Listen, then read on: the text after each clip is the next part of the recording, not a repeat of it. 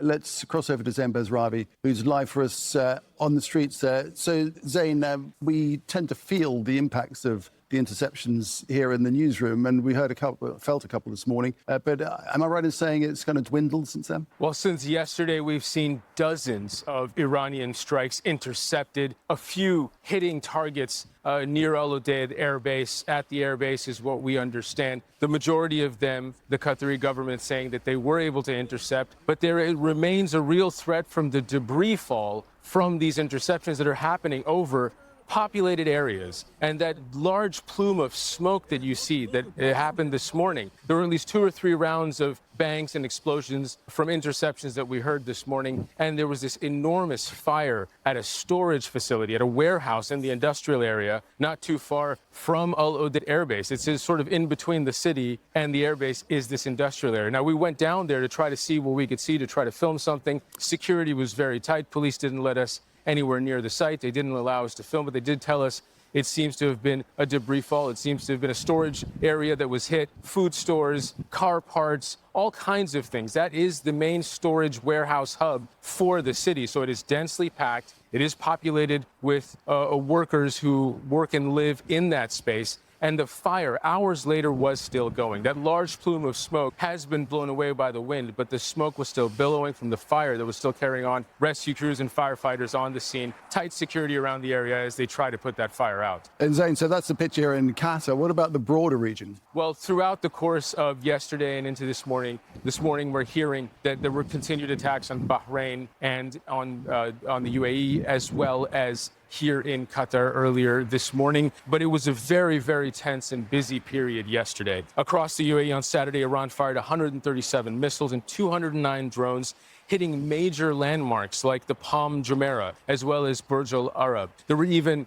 social media videos circulated showing some kind of debris fall or perhaps a drone around the Burj Khalifa. That has yet to be verified, but that is the kind of fear and the narrative that's playing out on social media in these cities that have for so long been safe havens. Abu Dhabi's airport was hit. Dubai's airport, the world's busiest for international air traffic, also hit. Kuwait's airport was hit. And in Qatar, of course, we had dozens of missiles and drones launched at various different targets. And in early warning, a long-range radar system was hit here in Qatar. We've also had attacks in Kuwait. And we're also hearing that today there has been an attack on a vessel off the coast of Musandam, a part of Oman, near the Strait of Hormuz. A Palau-flagged vessel was attacked, though. That is looping Oman into the fray. Oman was left out of attacks yesterday, but it seems now to be under the ire of these Iranian retaliatory strikes today. Indeed, the spread of this has now increased. Zain, thanks for that for the time being. Zain Bezravi there in Doha. As Zain just mentioned, Iran's latest attack on the region has targeted Oman, which had been mediating indirect talks between Tehran and Washington directly before all this happened. 2 drones targeted the commercial port of Duqm. One of them hit a mobile home for workers, injuring 1 person. Iran's attacks have also reached Qatar, Kuwait, the UAE, Bahrain, Jordan, Saudi Arabia, and indeed, as we've been talking about, Israel. And Oman's Maritime Security Centre says an oil tanker has also been attacked. 4 people have been injured and the whole crew of 20 have been evacuated. This happens on the Strait of Hormuz. It is one of the most important sea passageways. There are lots of vessels around. And now top trading houses have suspended crude oil shipments via that strait. Now, at its narrowest point, the Strait of Hormuz is around 33 kilometers wide, but its shipping lanes, they are even narrower. Iran controls the north side of the strait and Oman controls the south side of the strait. It's an important transit route for major energy-producing countries. An estimated 20% of the world's oil, that's a fifth, is transported through the waterway. China takes the vast majority of Iran's crude exports, and around 45% of its total crude imports transit the Strait of Hormuz. Qatar is also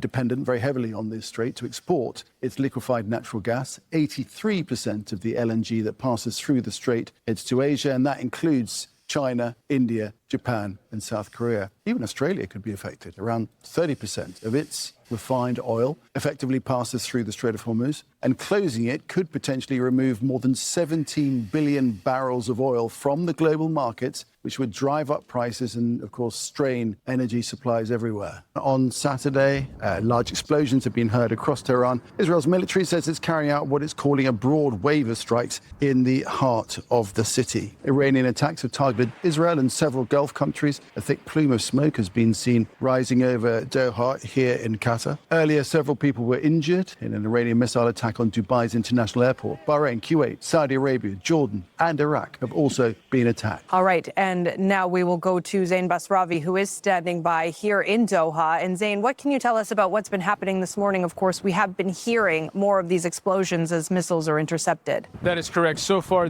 since this morning, Manama in Bahrain, the UAE, as well as here in Doha, Qatar, and earlier a few hours ago, Oman came into the fray as well, all seeing this retaliation from Iran play out for a second straight day. This morning, we woke up to about 2 or 3 different waves of those explosive sounds you hear when Patriot or THAAD missiles, those defensive weapons, intercept incoming Iranian missiles or drones. That happened about 2 or 3 times. Now, Qatar's Ministry of Defense has said that it has used its fighter jets with aerial attacks involving drones. Okay, so this is important. This part is important. So when Emirates Airlines grounds all flights in and out of Dubai, this isn't it's not a delay, it's not weather, it's not a staffing issue. It's a system. It's capitalism hitting the brakes, essentially, right? This is the Middle East's biggest airline that is shut down for one of the most important aviation hubs on Earth. Not partially, not selectively. Everything is being stopped. Thousands of passengers frozen in place. Connections across Europe, Asia, Africa, Australia, all snapping at once. And the reason they give is it tells you everything, right? Multiple regional airspace closures. That's the airline language for the sky is no longer safe. No, it's not unsafe in a vague way. It's unsafe in a structural way. This is what happens while the U.S. and Israeli strikes on Iran are taking place. Iranian missiles and drones are moving across the region, and that's the moment when war officially leaves the abstract and walks straight into civilian life, because planes don't fly on vibes, they fly on assumptions, and those assumptions are collapsing. And here's the part that most people don't understand about aviation is you can't just go around a war. You can't just go around a war zone at scale. Commercial aviation is a choreography. Fixed corridors, permissions stacked on permissions, fuel planning down to the very minute, right? And crew duty limits, maintenance cycles, air traffic control systems that assume everyone agrees who's in charge of the sky and its security. And when one country closes its airspace, airlines need to reroute, and when several do that at the same time, the system starts eating itself, and you see it is stacking up. Like, alternative corridors become overloaded, fuel math stops working, crews time out mid-rotation, airline staff land somewhere they're not supposed to, and everything starts like collapsing. And if you're a hub airline like Air Emirates, the problem multiplies almost instantly. Dubai isn't just a destination, it's a connective tissue. Like, planes fly through it from everywhere to everywhere. And if you break the surrounding airspace, and the whole hub model will collapse because of that. And you're not delaying flights, you're tearing a hole in the map of like global interconnectivity and global travel. And that's why they're not trying to limp through. They're just pulling the plug. Multiple regional airspace closures is not a casual phrase. It means that the environment is no longer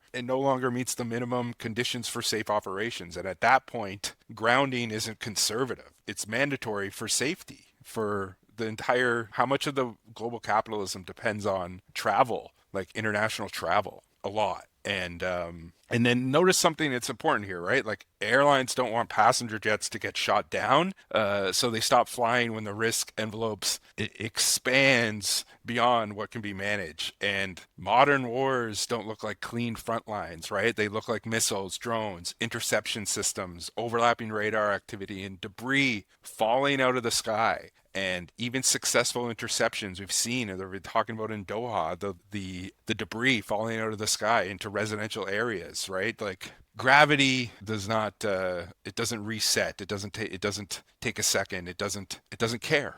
There are three essential things that airlines care about in this situation. And the first is weapons activity, because that creates an unpredictable sky. It creates unpredictable physical hazards, not just direct hits, but fragments, shrapnel. It doesn't care if you're at cruising altitude. The second is misidentification, right? And we've seen this happen a lot as well in Ukraine and in Iran as well, right? When military radar screens are full of operators under stress, civilian transponders are not a magic shield. History has already taught us that aviation has this potential, and we've learned this lesson the hard way numerous times. The third is just simple command and control. Command and control gets subordinated to defense, and civilian air traffic control stops being a priority in any way. And once that happens, airlines are flying blind in someone else's fight. And this isn't hypothetical. Civilian planes have been shot down in these exact same type of conditions, and aviation safety doctrine exists because those disasters have happened. So when missiles start flying across regional airspace, the correct move is not wait and see, it's get out of the sky. Now, let's deal with the question everyone is asking at this point. Does this mean airlines know something huge is about to happen? And the answer to that is much worse, because airlines are not reacting to some secret intelligence about a specific strike. They're reacting to escalation logic, and the escalation logic is actually much worse than any type of individual strike, right? Like it's a full structural escalation, and airlines are not reacting to any type of individual threat. They're reacting to the situation as a whole. And like capitalism is usually is developed to manage these types of situations, and when this happens, it shows that this is unmanageable. And this also shows that like the environment has already become unstable enough that something this catastrophic could happen without warning. And once strikes and retaliation strikes are active, the risk curve changes permanently. Even if things pause here and there for a few hours, the assumption of stability is completely gone, and airlines cannot gamble on temporary calm with hundreds of lives in a tube at 35,000 feet, right? With thousands, tens of thousands of people traveling, millions of people. But grounding flights doesn't mean that they know what's going to happen, because you don't need to know. It just, if you no longer trust the system to hold long enough to finish a flight for a flight to happen safely, then it can't happen. And that's why Dubai matters so much here, because Dubai, again, is a global switchboard. It connects continents that don't otherwise connect cleanly through air travel. South Asia to Europe, Africa to East Asia, Australasia to everywhere. And when Emirates stops, like that type of a shock isn't going to stay regional, right? There's aircraft strain, and you're getting crews displaced. Cargo is going to stop moving. Other airlines are going to absorb overflow that they weren't built for. And people think of it as a delay. It's not. It's a rupture in global capitalism and global mobility because of with that. And this is not new behavior from aviation. It's exactly how airlines have always responded to real war. The Persian Gulf War, Syria War, Ukraine, repeated escalations around Israel. Every time missiles and air defense enter the picture, civilian aircraft leaves and routes get redrawn, and some never come back. Aviation learns from this decades ago that optimism in these instances kill, and flights are only going to resume when things happen. Airspace reopens consistently, but not in bursts, and military de-escalation needs to hold long enough for airlines to be able to trust, because of, insurance, all of these things. And that's why suspensions like this in this moment matter. That's why what matters here is the signal that is being sent. But when an airline like Emirates shuts down Dubai, it's telling you that a line has been crossed. A conflict that was supposed to stay a military regional conflict has entered a civilian system. Transport, logistics, daily life. The sky is usually where geopolitics disappears, and when the sky becomes contested, the illusion that war is over there, it collapses. And when airlines like this don't ground flights because something might happen. They ground them because enough already has happened. And when aviation stops moving, that's not like drama. That's not like paranoia. That's reality asserting itself into the material. And it's not good. Not good stuff. So they try and take advantage of any incident in order to further their cause and bring new Jews to the occupied territories, because it's become an immediate and an urgent problem. And yes, this is a major threat for the Israelis, and they are trying to create new realities on the ground, new demographics. That's one of the reasons why they also refer to the transfer plan, transferring Palestinians. Who hit the Dubai airport? Iran. Iran responded. Has established that they would be able to succeed in that transfer plan, especially in Gaza? It's possible, unfortunately, that they may succeed in that transfer plan. Whether even if this comes at the expense, so it would pose, I think, a serious challenge to these Arab countries. But it's always possible that they will submit to the American demands and be part of such a project, unfortunately. Now, to give our viewers just the latest that we are having right here, we know that there were rockets launched by Iran towards the British, also military base in Cyprus. This is probably a new development. It's not clear whether this was verified, but this was said by the Israeli media. They said that the rockets launched by Iran, from Iran towards the British military base in Cyprus, have fallen in the sea, as they are saying. We also know from the Iranian agency that there is a military source that is talking about the use of the missile Fatah 2, the supersonic Fatah 2, for the very first time in the strikes that it... Dipend, why Dubai instead of targeting the direct enemies? The United Arab Emirates is a direct enemy. They facilitated this entire thing, mostly because Israel is shielded by layered air defenses and U.S. deterrence doctrine. The U.S. homeland is geographically distant and politically off limits due to some untouchable escalation thresholds. Dubai is a part of the imperial supply chain. They're not some innocent bystander. The UAE is not neutral territory. It functions as a logistical hub for U.S. military operations. It is a financial artery for Israel, for sanctions evasions, for capital flows and weapons linked to the IDF, to the U.S. It's a normalization partner with Israel after the Abraham Accords.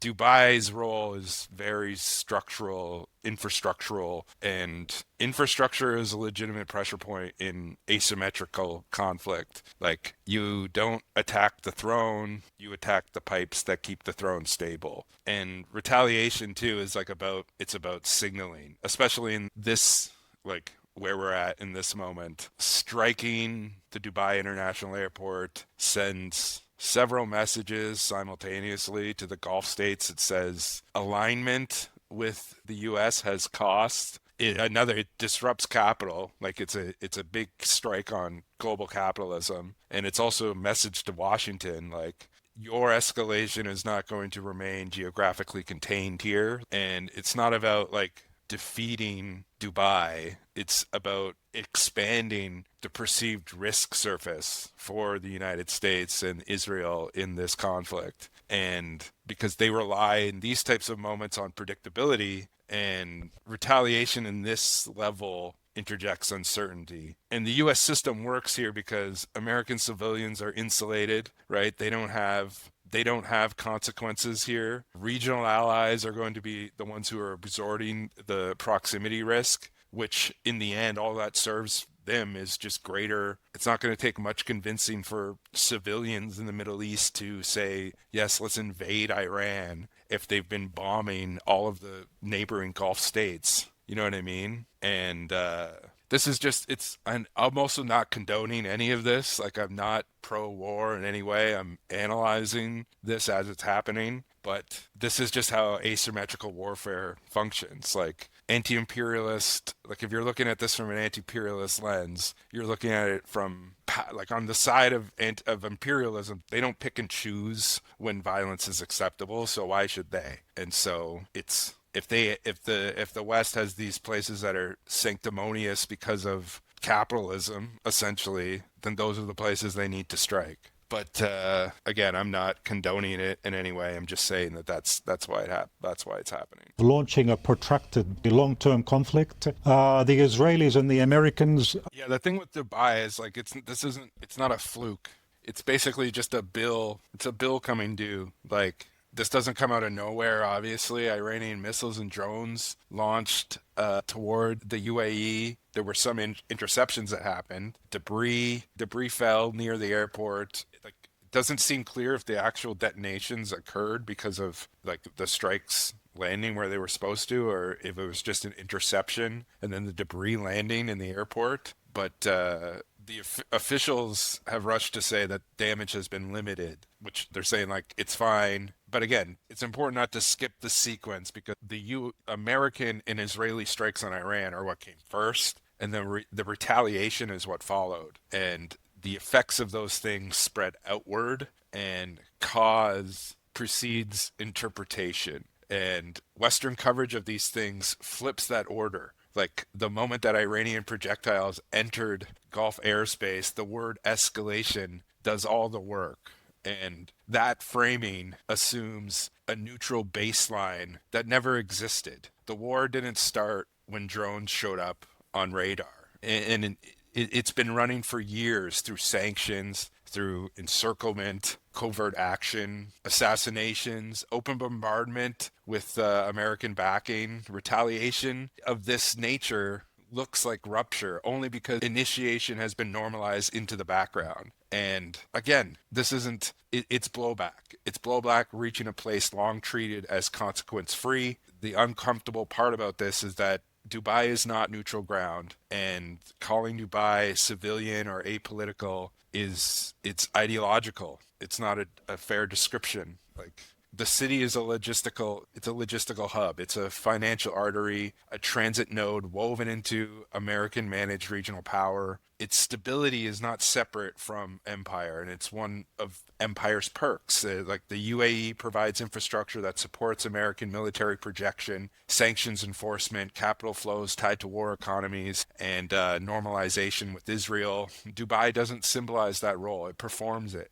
It lets violence move efficiently while staying visually distant from the people who enable it. So when civilian infrastructure becomes vulnerable, that isn't because resistance movements suddenly lost their morals. It's because empire militarizes entire regions while pretending certain zones somehow sit outside of the line of fire. And that distinction holds until it doesn't. Because the next question is always, it shows up right on schedule. Why Dubai and not the United States or not Israel? And the answer to that is because power is organized. It's not romantic or idiosyncratic. The U.S. homeland is insulated by geography, overwhelming deterrence, and escalation doctrine. Israel is shielded by layers of defense, unconditional American backing, and obviously direct strikes on either territory would invite catastrophic retaliation. There has been strikes against Israel, but not in the same way that these strikes that we've seen in Iran. It's asymmetrical. Asymmetrical warfare doesn't chase symbols. It chases leverage. It hits pressure points. It doesn't attack the throne. It works inside the constraints that are imposed by it by the empire that it's resisting against. And Dubai sits inside this supply chain where logistics, finance, and stability converge. Disrupting that convergence introduces uncertainty into systems that depend on that predictability. And that uncertainty is the point here because it gets to the real model at work. U.S. power exports risk and imports stability. And with that, like Westerners don't live under retaliation threats. Westerners, their airports aren't shut down. Westerners, cities aren't asked to absorb the consequences of decisions that are made by Trump and the Pentagon. And that is changing here. That exposure is being displaced outward, and it lands on regional allies first, which is in Dubai and in Bahrain, in Oman, in these places where, there's migrant workers, there's like populations that need to be moved, and strategic infrastructure. So all of these things they're not being done accidentally.